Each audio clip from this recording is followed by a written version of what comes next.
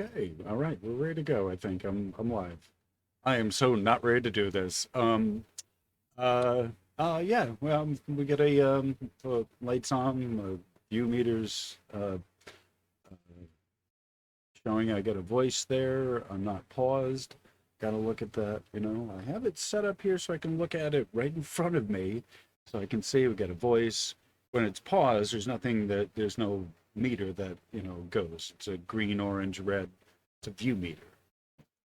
So when I have the red light and the meter is scooting along, I know we're live. All right. So thank you for being here.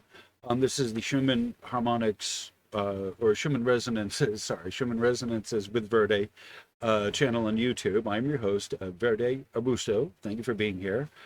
Welcome. If you're new here, doubly welcome. Please remember to, if you would, if it's not too much difficulty for you, please do like, share, comment, and subscribe. All of that. I know it may seem like a lot at first, but it's like all other exercises. You get into it, you get into the swing of it. It's really not that bad. And the comments don't have to be a lot. You could even ask me a question. I love questions, especially when the question ends with a question mark.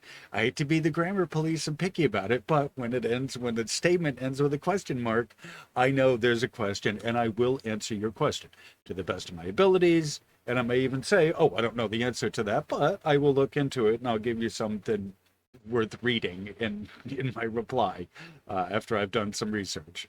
So feel free to comment and share. Share helps for the whole community, right? Commenting is good you, for you and I, especially more so with the question, right? I will answer all questions. All comments I can't, may not necessarily find something there to comment on, but if it is a question, I will answer it. And the comments give us a chance to kind of, bond. The share is good for the community at large. But the comments, when you comment and put thumbs up and all that stuff, you like where am I? You thumbs up. It shows the AI algorithm that you're interested, that you want to hear, you want the updates, right? And the subscribe is of course better for me if more so if I'm monetized, but the subscriber rate is for my statistic, more so for me, so it helps me out theoretically if I'm monetized more than you, whatever. But anyway, so if you do subscribe, that'd be awesome. Hit the bell, the notification bell, select all, or you'll likely get none of your notifications. Again, this is more of how the algorithm works. So this has been a public service announcement from me, the technician, to you as a YouTube channel, a member. For all of us, it works the same for all of us. So hopefully you'll use that to your benefit. All right. So moving on, I have already done the introduction to this in a number. I've done the introduction and I've already done the preceding information to this. This is part of a mini series. Yeah, I've done a number of these little mini series that are multiple parts, right? And I like calling them a mini-series rather than multiple parts, but right, that's kind of what it is. And so this particular one is talking about, when I talk about the changing of the guards, I'm talking about, you being able to access your birthright, which is through the genetics. Okay. So I've already talked about the so-called junk DNA, the power inherent in the 98% of your genetics that is not you, but it is collectively us. What makes you individual or unique is 2% of the genetics that are coding. And the phrase they use, the technical phrase is coding, coding, coding and non-coding. The non-coding generally is in the circle, it's in the scientific community, has been referred to as junk DNA, right? Because they have not been able to figure out its purposes, so they called it junk. Right. So that's how it's been since 1972, whenever it was, 70s, when it was Dr. Oh No, is the one that coined that phrase. Okay. So we're learning about the inherent power within the intuitive side of the DNA and the ability to communicate through this, that's gone largely untapped, and it's been kind of beaten out of people in society in a number of different ways. Okay. So we've been talking about the power inherent in the DNA up to this point. I've given a historic background on the ancient Egyptians who believed. I tell you, their view of the different, like I've talked the nesting. I gave the analogy of the nesting dolls.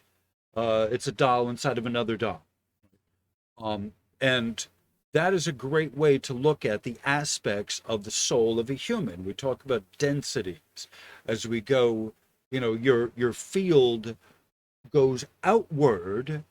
The center point in you is smaller and more condensed.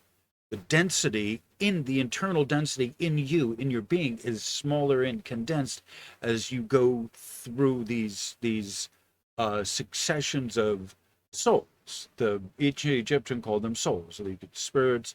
They're aspects of the souls. There are different ways you can look at that, and they're all, it's all the same. It's all good, right? It's because it's very complicated and it's not easy to look at and just, oh yeah, so whatever kind of vision you have, or whatever analogy or metaphor, whatever you have of this, I give the nested dolls, and you can see, oh, that there's one core doll that is smallest, but it's the most dense. It's the strongest, most dense layer that's there. And so you move outward in these densities. And so the Egyptians, the ancient Egyptians, they have 9 of these different densities that have different aspects of you as a person. That explains it better than modern psychology, in my humble view, right? It's the traditional view rather than modern psychology. It has their head up their ass, right? Let's put it that way, right? It's not a science. Psychology is not a science, right? Put it that way. It's an art at best, right? So we talked about, up to this point, there's the 4 different aspects of the soul. The cat, can I name them? Yeah, cat, the ib, jib, the ka, and the ram. Okay, so the cat, Khat, is the body, the physical body, which gets mummified. The jib, JB or IB, the ib is the heart, which is the nexus point, the center of the will, your intuition, and thinking of a person, right? And then there's the ka, which is your life, the vital essence, which we just talked about, and then the ren, which is the sacred name. And then we also got introduced maybe not the last, I think the last video, the shuyet, which is the shadow, Shuyet, I think they spell it. The shadow is an aspect which you could look at as where you go in your dream state. I think that's the best way to put that. So when we talk about, the last video we talked about the blood, the power of the blood, right? And the references to, the blood of Christ, the references to, we talked about Cain and Abel, one brother slew the other, and then God comes down and says, the voice of your brother's blood cries out from the ground. What have you done? Right? So there's an inherent power of the blood. And I want to mention this. There's more technical stuff that I can go into in this, and that I should and I'd like to. I am the deep dive guy. However, I'm providing a general overview of, when I talk about the birthright and the changing guard, I want to give an outlay of a layout of the whole entire land. And then hopefully we can go back in and talk about more about, the inherent field, the electric field, the power field around the heart and the pump and all of that system, because you yourself are an electrical conductor, but an electrical generator as well, right? So there's a lot more technical stuff that I want to talk about, but I'm giving a general overview of the different areas when we talk about, the the power within a human. What's one person, what's the power of one person, and what is difference does one power make? Well, we've talked about your personality, that goes on. And we've talked about how you as a sentient conscious being and the decisions you make live on after you. And that's part of the thing of this, of making your best choices and your best decisions in this, in life here and living here, and so all right, so with that, I think I'm at the point I'm going to take a break for music. I've gotten us caught up to where we're at this point, more or less. And so we're going to take a break, play some music, about 10 minutes worth of music. Smoke it if you got them, drink it if you can take the cap off your bottle, or the pill bottle. Let's just chill, let's hang out. And this is actually going to be, as you can see, it says here, this is from Awaken the World by Dr. Hilton Hotema. All right. So it's important to note that this next section here, 2.61, is all the third lesson, lesson number 3, from Hilton Hotema's book, which I've read. I haven't read the whole thing. It's way too advanced for me, honestly. It's way too much for me. But I've read a good third, the first third of the book. It's a 520-page book, right? So I've read at least the first third of the book, easily the first third of the book, right? I can't commit. I won't commit to more than that. If I was tested on it, okay, test me on the first third and nothing, although I flipped through it, like, no, I don't, I didn't actually read it. And in there, I have to say, there's exercises that just at the point where he starts talking about ritual exercises of the masters, and that was the point. I'm like, all right, this is a commitment to this. So that would just say that's important to know, that at the point where I needed to be committed every day to doing these exercises that are in the book, as we're getting in, less than 120, he starts giving you, or 98, I think it was at that point, he starts giving you exercise that you got to do. And I'm like, all right, this is a commitment beyond me. Okay, you got me. All right, maybe I'll come back to it. Right, I'm not going to say never, but it was that was at the point I was at. That it's not just learning head stuff, remembering that you got to do. It's actually applying it. That's what, when I saw that, there's a lot of interesting, oh, how does this guy know this stuff and blah blah blah, and that's all fine and dandy, and like, I don't know how he, what degree masonry or whatever, but he knows his shit. So at a certain point, I'm like, all right, it's good knowledge, good to know.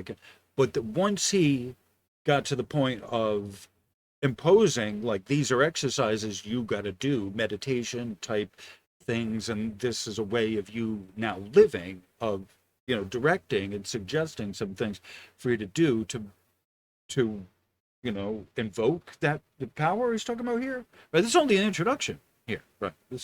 To invoke this power he's talking about, how to do that, how to make that happen, like, that's a commitment, right? So I was not at that point of that in this, where I was going to commit to that. However, in this, like this lesson 3, this was one of the things I had read early on, and so I remember that. So that's why, like, this is relevant.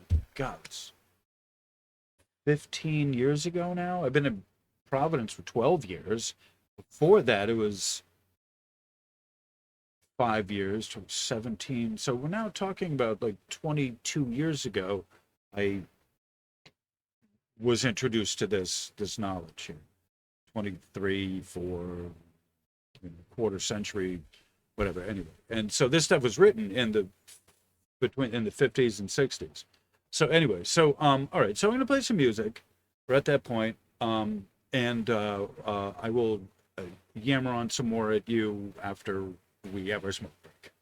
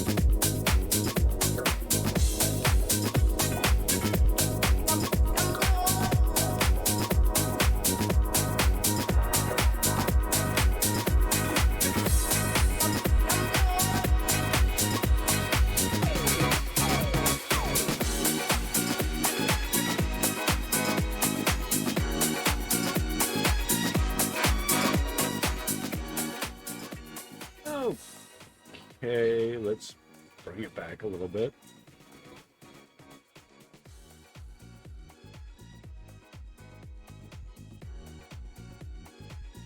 Okay, we're good. Where are we at? Pause it. Okay, we're good. All right, run it. All right, that time. Okay. All right. So as I said, thank you for being here. Thank you for still hanging out. And if you just got here, that's the whole purpose of why I do these long ass introductions, 25 minutes of me gabbering on about nothing. Oh, and the music. You know, um, and um, um, uh, um, um, uh, uh, I have a script, and I still have no idea what to talk about. Um, uh, I'm Verde. I'm a hot mess. I should be doing something else, but I decided to play hooky from work and hang out with you guys. This is one of the most favorite things in the world that I like doing. I enjoy doing. When I finally get up the motivation of the gumption to get up and do it and be in front of the camera, I really do enjoy doing this. All of everything it takes to support this is complete and total bullshit. It's crap and it's blah, you know. But the little bit of time that I can be here in front of you guys and talk about something I know about, um, and um, and that a few of you really are interested in, and like you're happy to see the videos because I do some real shit. And I just keep it real, and it's just a very real experience. And this is, I'm the tech guy with a low resolution 299 webcam that I got from Savers. Like, yes, I was so happy to see that. And even if I get an expensive one, I'm probably going to use the 299 one more often. I had a couple expensive ones, and I'm like, no, I like the 299 Savers Ubisoft cam, little camera. It's I have a little puppy under a little uh uh service dog. Wait, hold on. That goes with the camera, guarding it so that no one takes it. Um, my cute little mascot. Yeah, I'm likely to still use the 299 Savers. Which I think I even got a discount on it or something that day. Or one of the items I get a discount, maybe I don't know. Um, when I went up to the register. I love Savers. Like that, yeah, Savers is like a sacred place as far as I'm concerned. And with the stuff I'm getting from my car, I'll be able to get there over there more often. Like there's two in this area, one in Providence, one in East Providence. So I've been to the one in Providence, but not to the one in East Providence. Although I've talked to people who have, and they like it. Aaron gets a lot of clothes there. Like when I get this stuff, like my dad's estate, this is from my dad's estate. This is from my dad's hat, by the way. And I'm so when this all clears up, I'm going to have a car. I should have a car involved in this that I'm going to, take for a ride over there regularly and get new clothes with Aaron so we can be fabulous and make clothes together and stuff. I'm tired of being unfabulous with my clothes, I think, at this point. Now that I have the means, I'm wearing some fabulous shit. Thank you, Aaron, my patron saint of fashion. Anyway, Aaron is the patron saint of fashion. Um, uh, okay, so where was I? So I already done the introduction. Uh, the Hilton Hotema, he's done a number of different books. The guy lived to be over 100 years old, so you know. And he wrote a book, How I Lived to Be Over 100. You reach 100 and then write a book about how I reached 100. That's significant in itself, you know. And if I'm not mistaken, Hilton Hotema is actually a a pen name. I don't may or may not be. I'm not sure. Rumor has it, which I can't confirm. But he has an amazing uh bibliography of books. The guy's written like 20 books, I think. Including some pamphlets. He's written some smaller, kind of pamphlet things as well, which is You don't think it's worth something? You write some pamphlets that have something to say. All right. Okay. There you go. Uh, just saying. I mean, I could write a pamphlet, but I write enough other stuff that I know, hey, it's noteworthy to have written a pamphlet. I will tell you that, That's how I know. So I know it's noteworthy because I write all kinds of stuff, and I'll tell you it would be noteworthy for me to write a pamphlet for you, right? All right, for what it's worth. Um, so he's a learned man. Hotema is a learned man, and he has a lot to tell us about the he in the one of the successive chapters here in this. He talks about Gnostic, Gnosis, the Gnosis, Gnosis, right? The Gnosis. So there are Gnostic Christians, right? There are Coptic Christians, there are Gnostic Christians, there is a whole school in Christianity and other religions as well, right? The Buddhists have the Tibetans, right? The Lamas. That's a kind of mystical version of Buddhism. The Sufis, even the whirling dervishes, like those are like you achieve enlightenment through twirling, like dervishing. Like, okay, all right, that's cool. That's cool. I'm not against it, right? I don't get it, but I'm not against it. Um, uh, Ecstatic movement. All right, you find it in the movement, okay, and yeah, you can twirl around and stay in one place and not.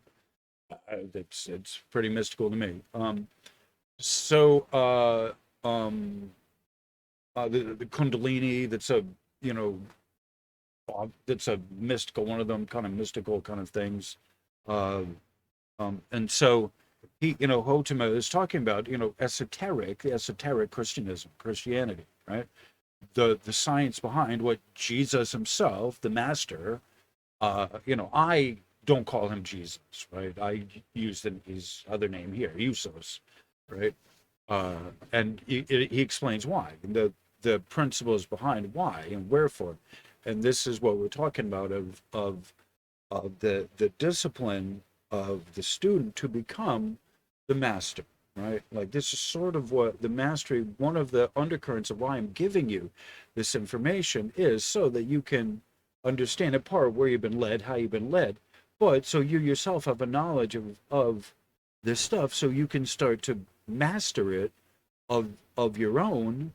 And hopefully by me talking about this stuff, it starts, triggering memories, triggering, some activity in the back brain so that you can start activating some of these latent gifts just kind of spontaneously. Um, and so I have so I've read enough of this book to know that it's got a lot of esoteric. He talks about the the the workings of how Christ became, how he got his magic, right? Which is more than the Bible itself tells you, and this is truly a hidden thing in the Christian and the Catholic Church of what happened to Jesus, like, yeah, okay, Jesus the Christ, sure, but there's a big part of him that's missing, and maybe there's this character that they want to portray that is more soap opera than actual real life person, right? So this is something to understand, that where I believe that there was this historical character that did miracles because it is possible. However, there is a break there then of the literary version of this character from the King James Version as it's been accepted in lieu of, or in place of the one that has been given to us by Hotema, right? And in other sources that talk about the Christmas, miracle, the Christmas myth, right? The Christmas um, holiday and the story behind it, and the myth and what all that goes with that, right? Like that's because that's also important to know. I mean, geez, random question: how much did you spend last Christmas? It wasn't brought by Santa Claus, and yet we celebrate Santa Claus. And what's the whole reason for all this? Because you want to give people shit? No, it's because the birth of the baby Jesus. What the hell is all? What is this, right? So that's part of one of the bizarre things of like Christmas, for example, because they make reference to that here. All right, so that's what I'm kind of leading into is that our myths, our stories, our legends that we use to support ourselves and to support society. Where are they from? What do they mean? What are their purposes? Is it to give you the story of how this holy day came to be, or is it to kind of encapsulate your mind and to trick your mind into thinking, oh, here's some justification for why we spend billions of dollars every year on consumer shit that we break in a year, right? Right? It's something to think about. This is our society. This is, I hate to be political, this is the capitalist society, right? This is democracy, right? This is your everyday society. Keep in mind, I'm in the USA, and I know full well, I know full well that we are at the end portion, the end game of the American government and American society as it has been for the last 250 years. That's Pluto return, basically, right? This is at 250 years, we have completed a full completed Pluto return. Right?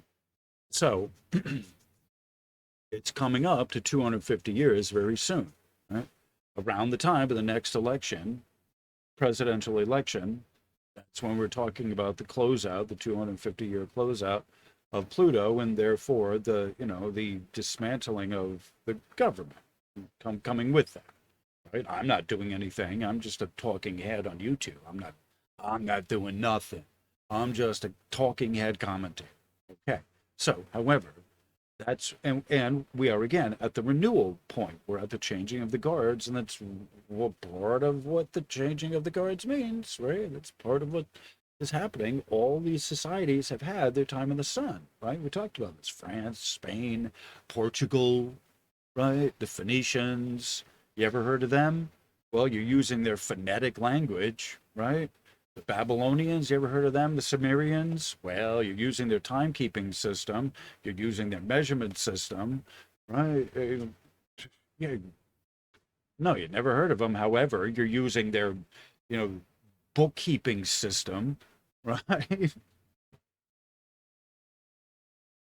You've never heard of the printing press, never seen one in your life. However, the personal computer is modeled after, or had been, now it's something different, but had been originally modeled after a printing press in a number of ways. We'll type on, Windows and this kind of stuff, Uh, so, the old was there, especially where it relates to technology, but, the old was there, moves on. And yet, we're stuck with a lot of the lessons that were there, that were intended. The vestigial remains, say, for example, the Dead Sea Scrolls. A lot of the stuff was given to us, was carved into scrolls for us to have later on in life. Right? And there you have it. And we have it now. And later on comes and people don't know how to read it and translate it, and it kind of largely goes under the radar until you get the person or group of people who get the spark, they get the magic, the mojo flowing, and they learn how to interpret it and translate it, and they bring it back to the group and say, wow, holy crap, what we thought about this, that, and the other thing was wrong, it was incorrect. Dude, this is what from the original people, this is what they say, dude, right? Rah, rah. Right? So, right? So be of that type of going to what, what the originals say, the ancient Egyptians, they really had a lot to offer about the spiritual life of a person, of the different spiritual aspects of a person in their everyday life, and how that integrated into their their society and what they produced as a result of it, right? The buckle, as I talked about that, the pyramids are modeled after Orion's belt, and that is the buckle of the belt right there. That is the basically the grounding point for the nodal grid, the geoelectric power grid. All these monuments are on, huge monuments like the pyramids are on nodal grid points. The pyramid is more so to complex that anchors the geoelectric power grid for the whole planet, right? Especially when taken in conjunction with the other monuments that are of a similar type to the pyramids, right? That are around the grid, right? Around the grid, around the globe. So it's important to understand that as well, that it's not just the one, there are a set of them. So they're taken as a whole, but that is the anchor to them. The pyramid complex is the anchor to the geoelectric power grid around the globe. And so I said again, I've said this again, there's a lot of them that are still under the ices. There's ones that are in the water that'll be coming up. They'll be fine. They find them under the water. They'll be, in other places that you thought it was a mountain, but no, it's a pyramid. This kind of a thing, right? And so as time moves on, we get back. It's not like a linear progression. Time moves on. It's like you come back to starting point. And so here we are at the reset point, 13,000 years later than when some of those monuments were finished, right? So they anchor those monuments, like the pyramids, anchor in the nodal electric power grid that we talk about. That's really important. That will hopefully help keep people sane during the polarity flip, the geoelectric. You see how crazy people are now. Convince me in the comments. People are not crazy and going crazier every day. Please try and convince me of that, because I know that's not true, and you know that's not true as well, right? So let's not go down there.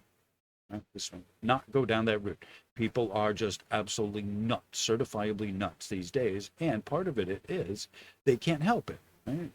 It's not just their thinking, because most people don't have individual thinking. They don't have free will thinking. They have whatever.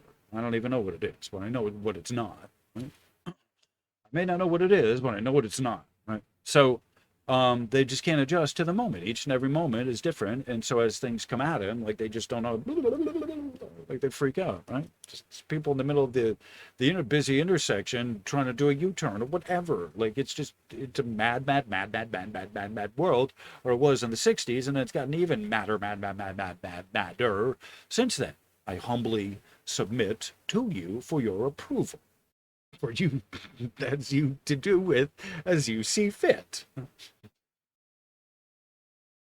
We're at the 45, we're like 44 mark, right about now, approximately now. In 20 minutes anyway, but close enough. 44:11 actually when I said that. But we're at the 45-minute union break mark that we need to take, and I need to take, because I need to get duly medicated for this. Hopefully I didn't get too far off mark and get us lost out there in the field somewhere that I'm still needing to come back from.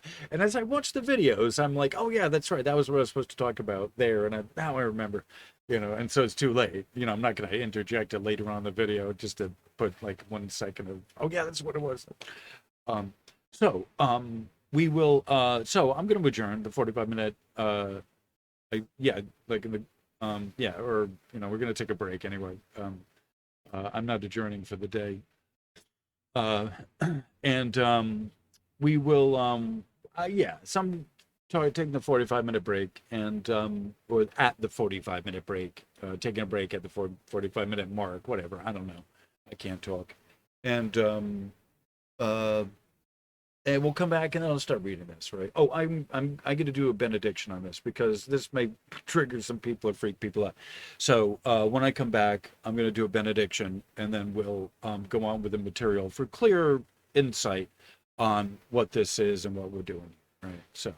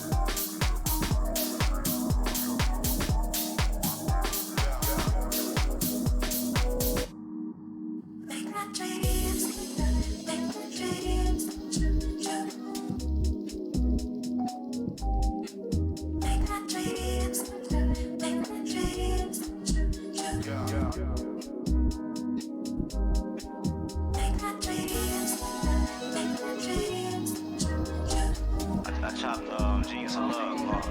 One of my favorites.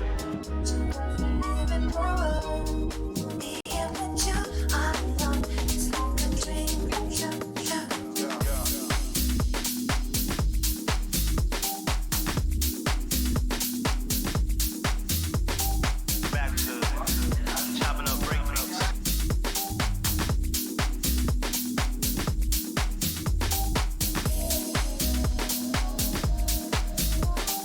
Back to chopping up breakbeats.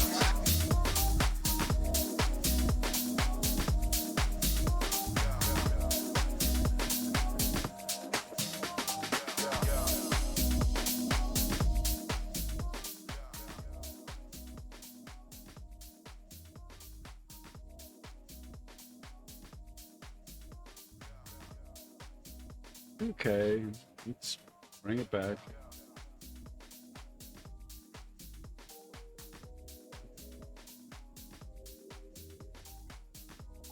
All right, close it up. Oh, there we go. Right on. 53:50. I tried to match that, but then it's like, all right, we already had 8 minutes, you know. I put that up there, so you know, like being on time is not accidental, right? You know, being punctual, meeting your time constraints is not something that just randomly happens, right? You know, it's how you know, honestly, you know, you when you run into someone randomly, seemingly randomly out there that you were thinking of, right? That is God right there, right? That is the divine at work in your life in a very subtle way. But that is the universe, the collective intelligence of the universe at work, because oftentimes you see that person, oh my God, I was just thinking about you, and will say, oh my God, I was thinking of you too. Write in the comments, please tell me that I'm wrong, that this doesn't happen, that this doesn't happen to you a few times in the course of a week. This happens to all humans. And yet, we're supposed to believe that this is random.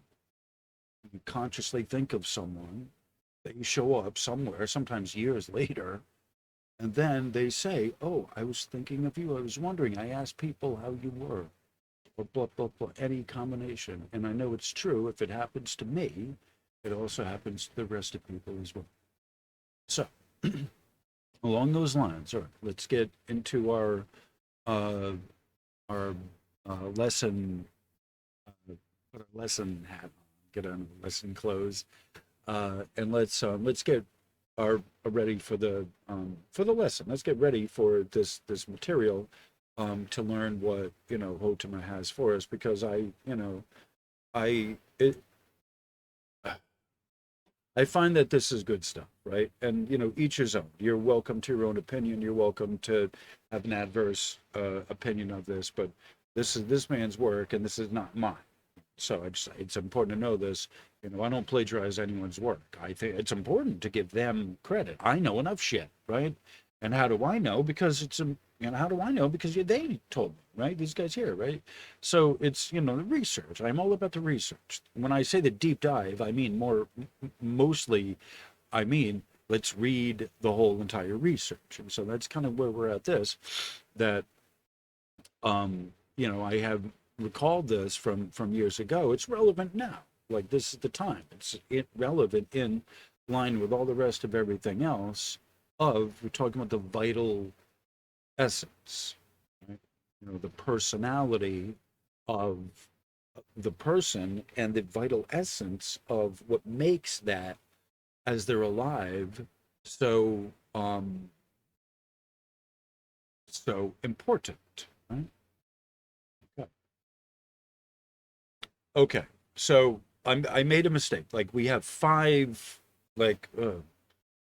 there's five. We talked about five elements of the ancient Egyptian soul. Okay, I had missed one, was the ba. B-A is the personality.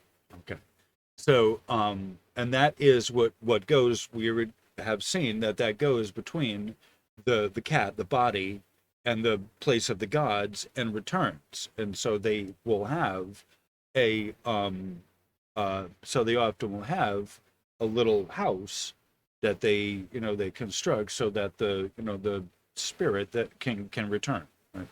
And have a vestial offering. So all right, so where we're at, like, is I'm going to we're going to talk about Ioannes, Oannes, Ioannes, or uh, Iesous, Iesous, and what this means, right? So these are actually, where we talk about Christ being an honorary term and not just isolated to Jesus Christ, or as I say, Jesus the Christ, right? Um, and so this can be somewhat, triggering to people, right? If you're of the sort, you're a dyed-in-the-wool Christian, you may not accept that,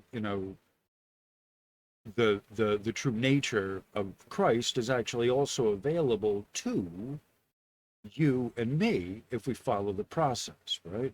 And so Christ was, in fact, he was a human, but he went through the training process and came out the other side as an ascended being, right? But it's important to know he of himself had the fortitude to be able to go through all of that, you know? Not everyone has the fortitude, and that's what makes people like ascended. Like they do it. They're just able to do it, right? And I don't know how to put it in more simple terms than that, but I think it explains it. That's what makes a person ascended, is that they go through the work necessary, the difficult work necessary, and the sacrifice, and maintain the discipline necessary to get to the other side, to there then have fourth ascended. This is how I see it. This is the process, how it was explained to me, how it has been explained to me, how it works. That's the process, how it works. That you got to go up the top of the mountain with and bring the water back, right? But the treacherous journey to get, back with the water and you not spilling any, you've learned something, right? You've grown.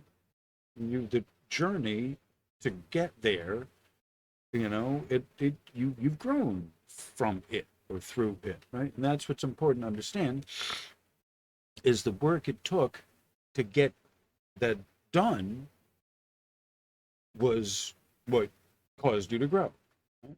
Not the magic at the end of it. Or in other words, the magic wasn't in the water or the blessing you got from bringing back the water, but it was from what you learned on the journey to get it from point A to B and then back, right? And this is how I understand it.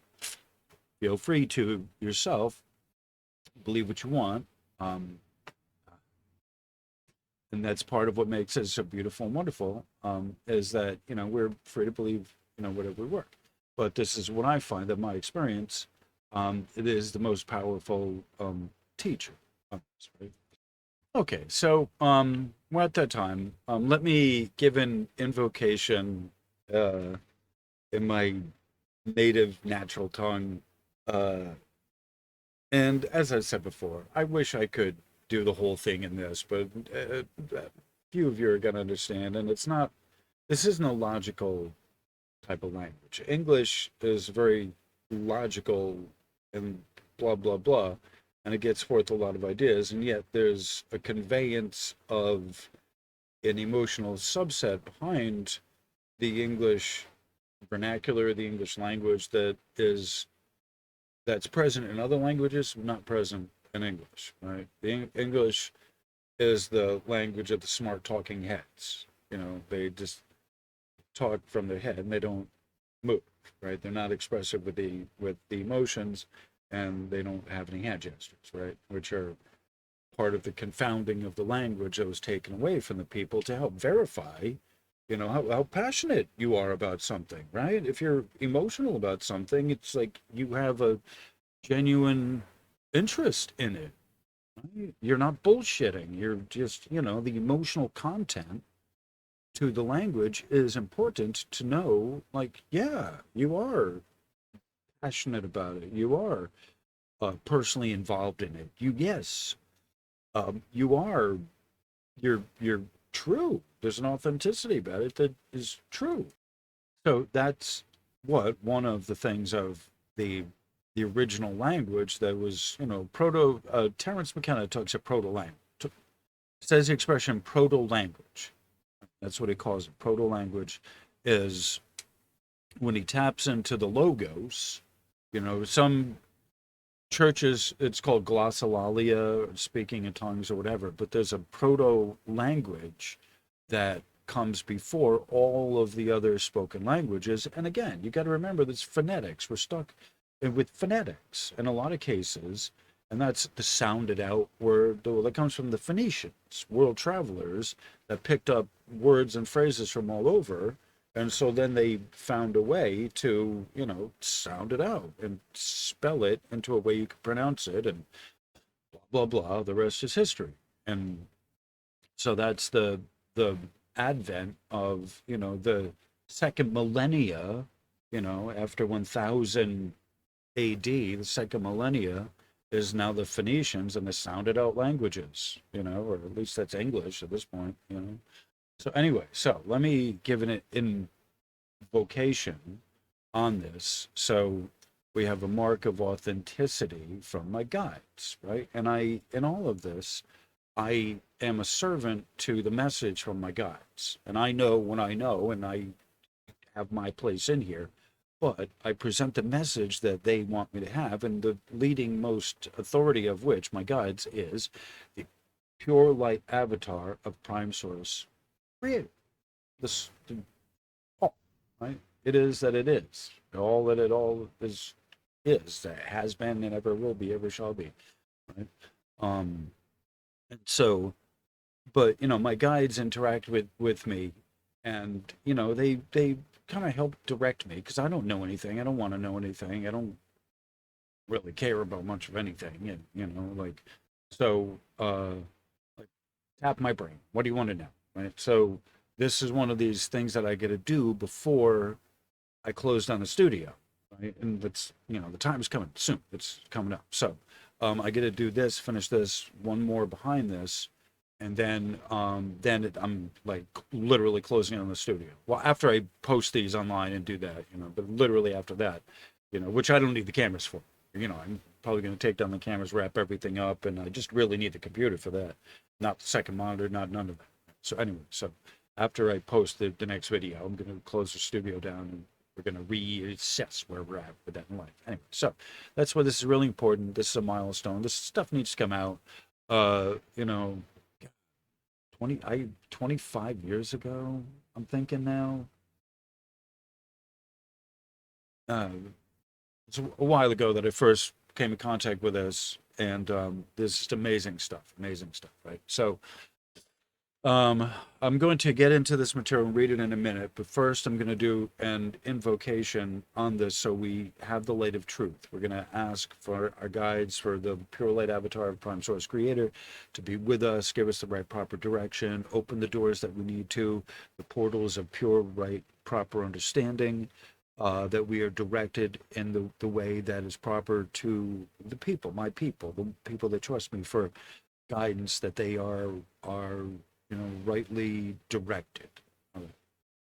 So da ashara ata anama ara sansarima asha adzvoika imputure eshimama for papa it's like a Sinshira mama asazamabo papa mama asha boika papa papa mama asata achokoiko okay umpa and sata acha ara afa papa and samama ata chacha koika ilka american sonsor koika oka and sasta acha ara o poika pelka peka ungapa acha poika ilka for papa to put a poika umpa numa so back to bota konka poika umpa achocho poika papa umpa acha iko umpa ata bacha poika papa acha acha acha acha Pilorima, Achakarada, Oikoka, Ilka, and Pacha, Oika, Ilka. Okay, come on. Give or take. Oika, Ilka, and Pacha. Okay, all right. So thank you all for being here. Thank you guys. I love you all. You're wonderful people. All right, so let's do this. All right. So again, this is from Hilton, Hotema, Awaken the World Within, right? And let me actually hold on. Let me find a copyright date of this. Let's freaking hold on. I get a note from Adobe that reminds me that I have unlicensed software on my computer, so the screen pops up. And I have 7 days. So the Adobe Premiere, that's another, like I was just talking about the closing studio. That's another, the universe kind of just randomly. I happen to get this after 2 years, easy 2 years, using the Adobe software. No, I don't update it. I don't ask them to update it, So Adobe Premiere Pro, I got a version online, cracked version online. And it's been working, it's been great, but it's like the universe has kind of told me, it's like, you know what, it's time. You gotta, right, with the helper that I use, the Adobe Premiere I use for this, is closing down. But anyway, hold on. So let me find the, enough of that dirty talk. I brought the guides in here. Oh, sorry. 1962 is the original copyright date on this book. So just to let you know. There. Okay. So now we all know. And if I'm not mistaken, he started his own printing publishing house to print his work, right? Because he couldn't get people to, in 1962, he had a hard time finding people who would print his stuff, right? I mean, this is him talking about, oh, you're Jesus? Yeah, guess what? Not who you think he is, right? So anyway, all right. So, uh, so, I find this is good material. The Fish God, right? It's important to know this stuff, right? Especially because we're coming out of the Piscean age, right? The two fishes, right? This is, in the middle of the age, you might, look, that's what one of the things that happens about this is that at the closing of the age, you get the revealed knowledge or the understanding of what you learned or whatever or you should have learned or whatever.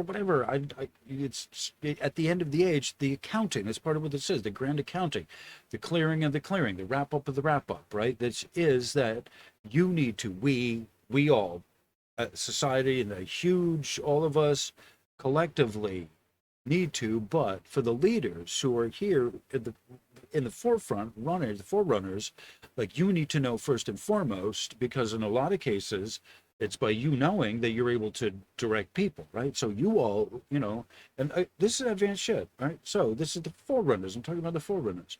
That those of you who are, my 10, Verdi's terrific 10, right? That you understand kind of the hardcore realities that were hidden from the public, right? And this is part of what this is like in the clearing of the age, of the Piscean age, of how significant the fish, right? In the back of the Christians, you see the fish, the symbolic fish, and it's got the letters in it, right? What that truly actually means, right? And when Jesus says, I'll make you fishers of men, what that really truly means, and that, because there's a lot of like the Christ, Jesus, Iesous, he's one of a number of ascended teachers, ascended masters, who are of the body of the Christ, the body of Christ, who have gone through this process, right? And this is important to know, that this is your birthright as humans, that potentially all of you are eligible for this. And it's important for you to know that this is here for you, waiting for you when you get to that point. Right? But you can't shortcut the point. You can't just through rhetoric use these terms and put up some crystals and stuff trappings of the new wave, new age, like tarot cards probably ain't gonna do it for you. Like there's a lot of spiritual thrill seeking that ain't gonna do it for you. You really have to do the disciplined hard work of being a worker, of doing the work, right? Disciplined work. And I'll just leave it at that because it's different. The details are different for all people, but the dedication to doing the work to get the results out of it, the long term, right? That's a whole nother thing. The work ethic of people. No, you're not all winners, right? No. I mean, winning itself doesn't necessarily matter unless you're winning against death, like you're surviving, right? I mean, that's, thriving, winning is a concept of, oh, you won a reward. No, but no, you haven't all won. Uh, but by the same token, it's like survival is winning, and that's kind of one of the things that we're talking about as we're moving forward into this new protocol, the new age where we're just it's the shift where all of this stuff that it's nothing automatic, that nothing is automatic, that you need to be fully prepared and fully conscious of what's happening in order for you to best, you know, survive and thrive through the changes, right? When all of society has kind of broken down, who's winning? The people underground, who have to deal with what's waiting for them underground. So anyway, I think kind of get back on track here. So as we, history kind of comes back around to bite its tail, the Ouroboros, the serpent eating its tail as history returns, right, to kind of consume itself. We're stuck with either learning from the traditions or canceling and removing them, disappearing them, dissolving them, factoring them out. Either you study them and you learn from them, or it just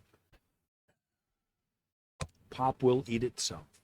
Just say, so we've given our benediction. Hopefully we haven't closed any doors that we've opened, and hopefully we've only opened up the good positive doors and portals.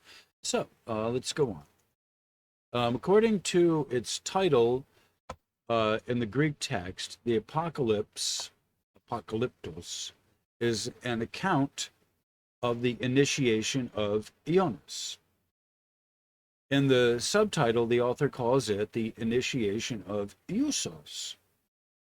That is, of his own initiated Nous, Nous, the witness of the universal logos, as Ioannes is the material world, the slave, quote unquote, of the true self, the witness for the individual logos. Whence comes the name Ioannes? According to ancient mythology, the earliest instructor of man in letters, sciences, and arts, especially architecture, geometry, and all other useful knowledge, was the fish god Oannes. Oannes.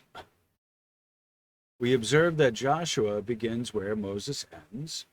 Now, after the death of Moses, the servant of the Lord, it came to pass that the Lord spake unto Joshua the son of Nun. Here we have the fish god. Nun is Semitic for fish, and Joshua means savior. Fish and cross symbols embodies the ancient idea of generation. Ichthys, Ichthy's, is Greek for fish. This word appears on many seals, rings, urns, tombstones, etc. in the early days of Christianism. The word had a mystical meaning for each character formed an initial letter of the words Iesous Krystos, Theou, Heos, Soter. That is, Jesus Christ, Son of God, Savior. In the Talmud, the Messiah is called the fish. The fish was sacred among the Babylonians, Assyrians, and Phoenicians. It was sacred also to Venus, and the Romanites still eat fish on the very day of the week that is called Dies Vernes, or Venus Day, or Fish Day, Freya Day, Fry Day, Fish Fry Day.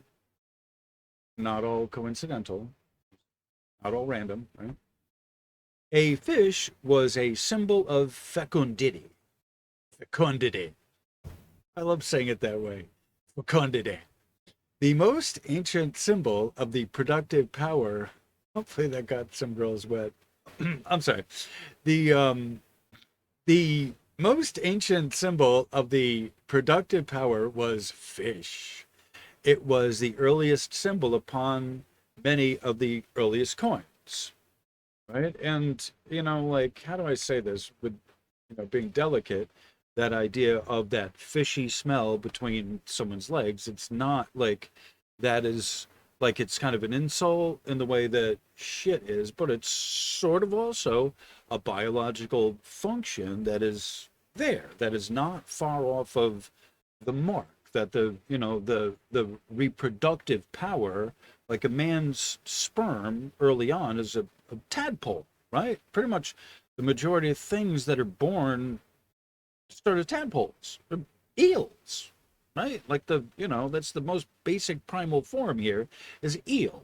And then through the morphic resonance and the cells, and the genetic code and everything, and blah, blah, blah, right? It determines who and what later on. But its first early stages are the fish, right? So the association of fish to, fecundity, and fertility is this is a traditional thing. This is going back, before Jesus, okay, before the Christ, and the hello, very nice. They give me hold on, Ubisoft, hold on.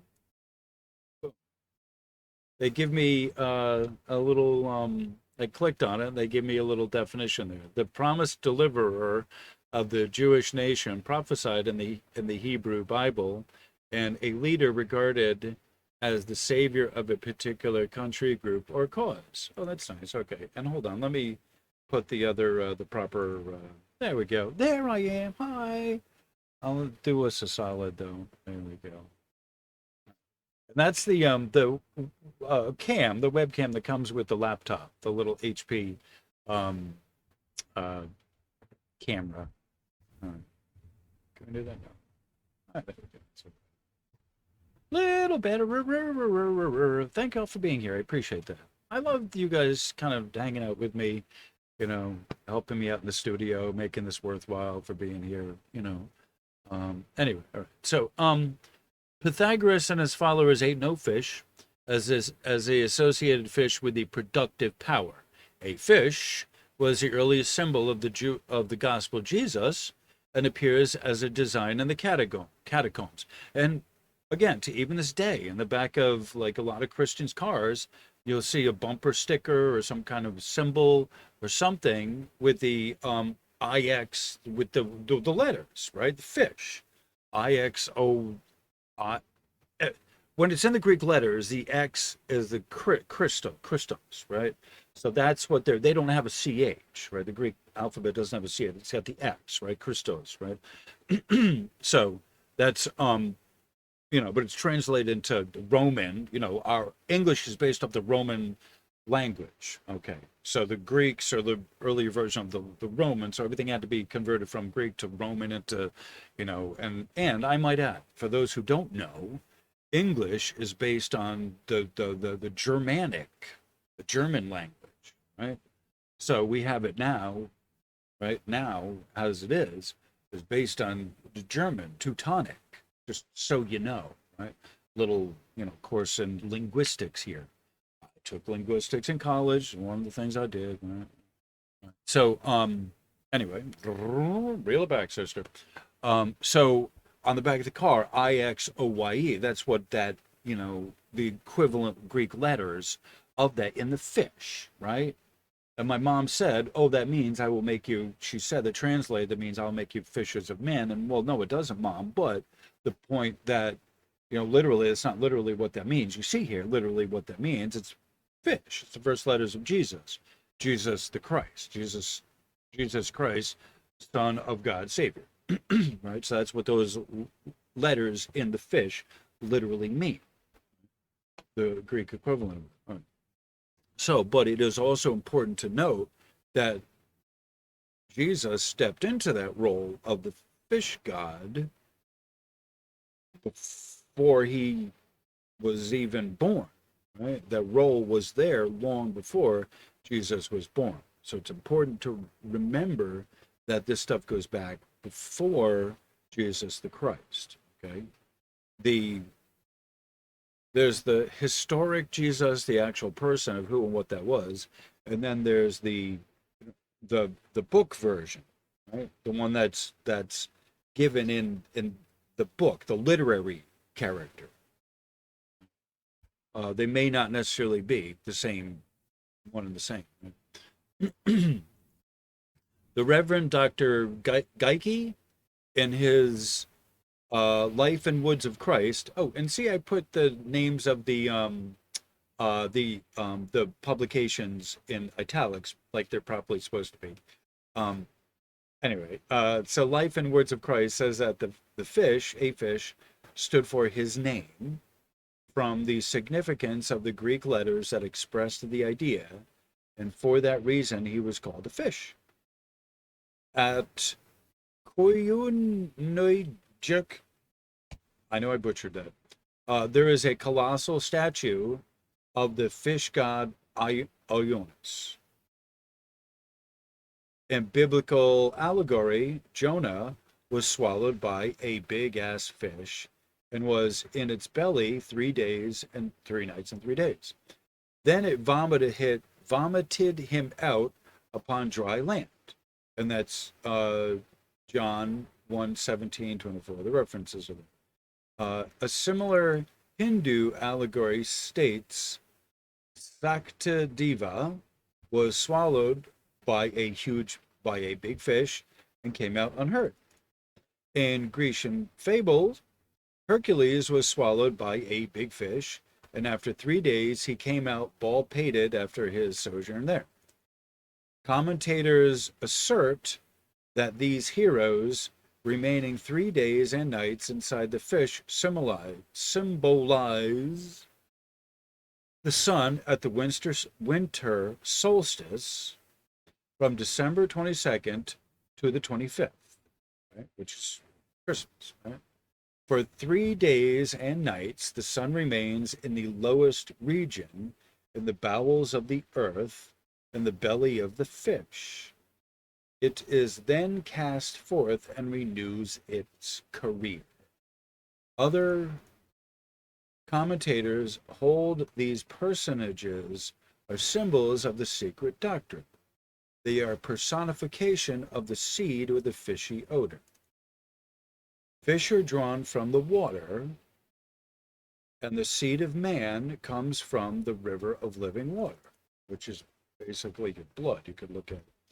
All the characters represented as a man emerging from a fish's mouth are all benefactors of mankind.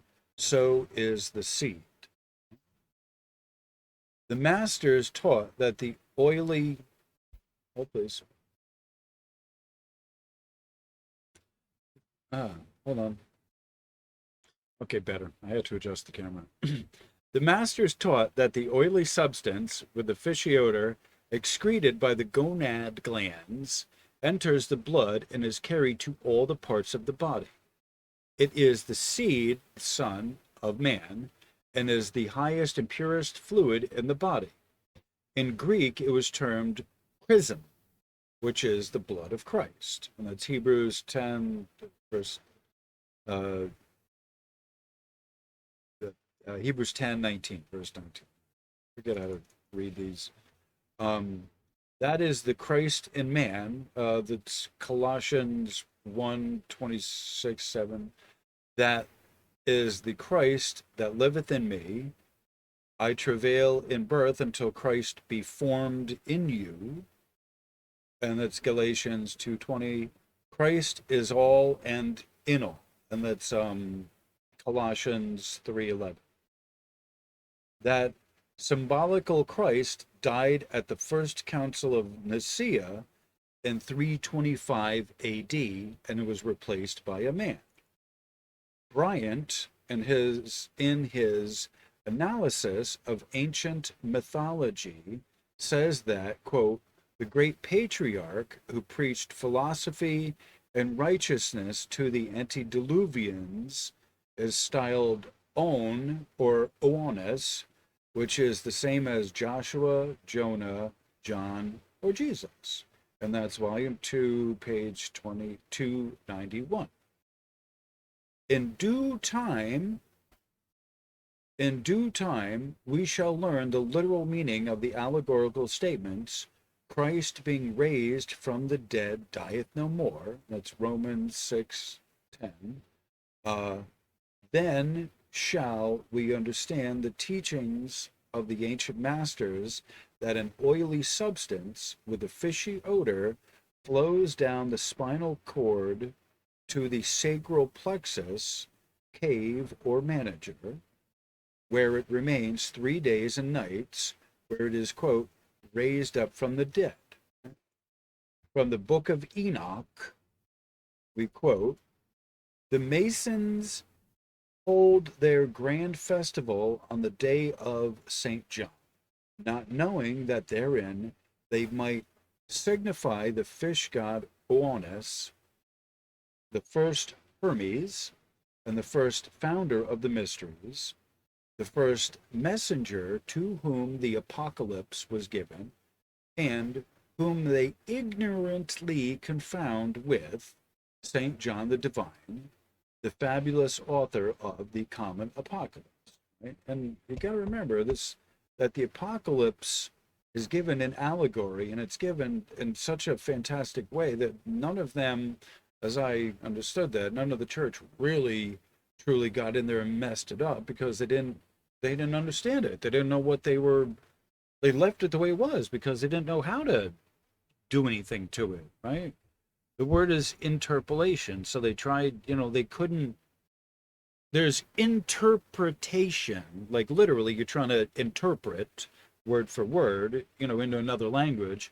And then there's interpolation.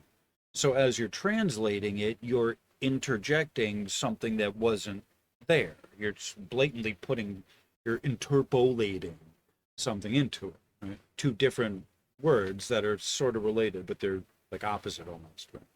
So antonyms, maybe, I'm not sure.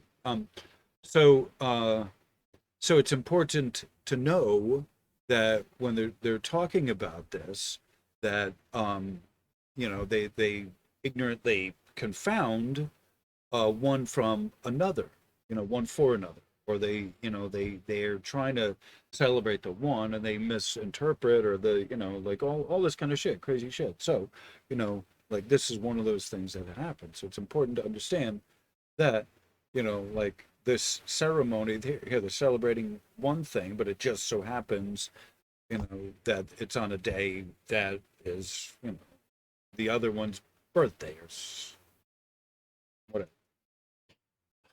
The evidence indicates that the apocalyptia, was written long ages before the time of Apollonius. And earlier on, and I'll just take a note to say this, he talks about Apollonius, this person here, Apollonius, was the real life human, the person who later became Jesus. They modeled the character Jesus, the literary character Jesus. So the historical person, historical character was not Jesus the Christ, but it was Apollonius, and the name of Apollonius was stricken from the record. So it shows that long before the time of Apollonius, Paul, it was translated in the Bible Paul, not necessarily Jesus. However, Apollonius was the real life Jesus, but his name was Apollonius. However, in the Bible, the person they called Paul was the one that was Jesus. Right? It was Paul. That was actual real life person was Jesus. Right? But his name was Apollonius. They called him Paul. Later he became, in the Bible, he became Paul. Right? There was a conversion somewhere on the road, from Saul to Paul, that kind of thing. So it shows that the common apocalypse was copied by him from a very ancient manuscript. Then, after he inserted the interpolations to make it fit his purpose, the founders of Christianism edited and revised it to make it fit their purpose. Right? And that's pages 53 to 56 of Awaken the World Within by Professor Hotema. And I need to say this. I have this through Google Books, or it's actually Google Play. I bought it through Google Books, but I'm looking at it through Google Play because I bought it, right? So it was worth the $7 or $6 to have that. I had a hard copy version of this. I gave it out, and I was like, oh man, I need to, someone who needed it or not needed it, but they really should read it, right?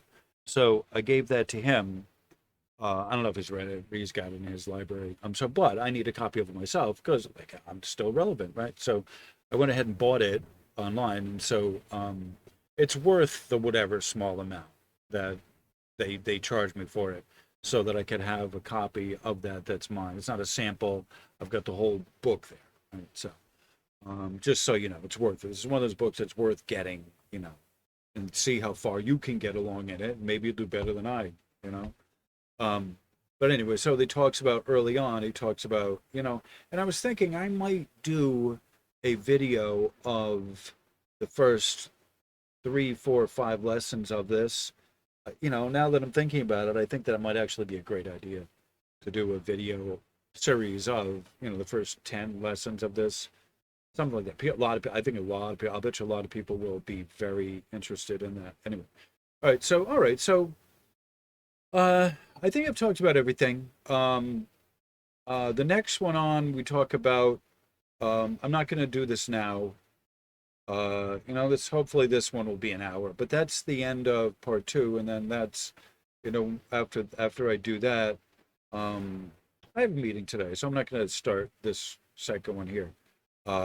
Even though the meeting starts at 7, which is 2 hours from now, it's 5. I still got to get ready, and I don't want to rush from here right over there and all that.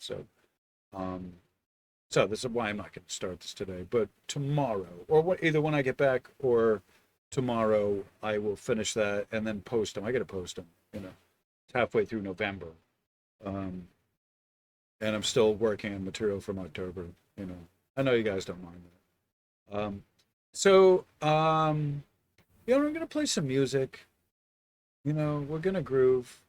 I think what I'm going to do is play, what's the one after this? No, I played that already. No, not that one. I guess it's this one. I have no idea what I'm doing. So anyway, all right. So I have some music figured out, I guess. So you're going to get like 15 minutes, I think. It's 1:36, 1:35 right now. And 15 minutes comes out to like 1:50. Right? So, I don't know, whatever. I think what I'll do is because I've gone through everything that was here in lesson 3. So I've gone through everything in lesson 3. I think what I'll do is I'll just have, where is it at?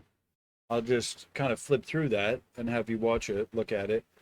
And I'm actually, what I will do is I will increase it while I'm playing the music. I'll increase it so you can see it better. I think that's a fair thing to do. So hold please. Okay, I think we got it. All right, so hopefully you'll be able to see that. And so I'm just going to flip through lesson 4 at a reasonable pace. And when that's done, that's when I'm going to stop the music. So whatever. So on that cheery note, hold on though. Okay, we're good. All right. I still got to keep track of when I start and stop the music. You know, it's part of being a DJ. You know, you got to keep track of when you take your commercial breaks and what you play and all that stuff. So this is me, Verdi Augusto. You know, DJ extraordinaire. You know, I'm DJ so good. I get a YouTube channel. You know. So thank you for being here. Yeah, I think we're ready to play some music. 138:38, good enough, right? Boop. Oh, please.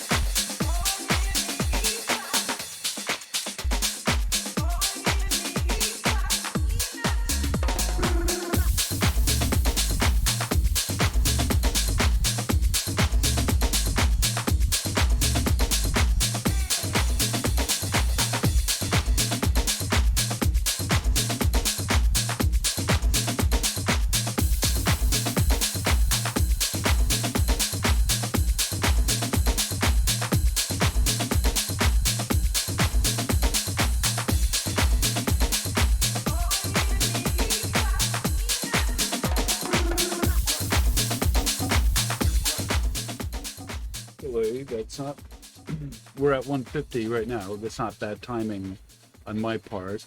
I was saying 15 minutes from where I started, but like, all right, there you go. Yeah. So we're at obviously another lesson. And I think I'm going to, I really think I'm going to do a video of, some Hilton Hotema stuff, like the first 5 or 6, 7 lessons, 10 lessons, maybe. It's all good stuff, after I do this, and I don't know, there's a lot of stuff I have in the back burner, but this is really good stuff. A lot of you will really like this. Anyway, all right, so I'm going to let this play for a minute, and then we're out of here. So I'm keeping this under 2 hours. Okay, good. 2 hours. Feature length. Anyway, all right, have a good rest of your night. Namaste.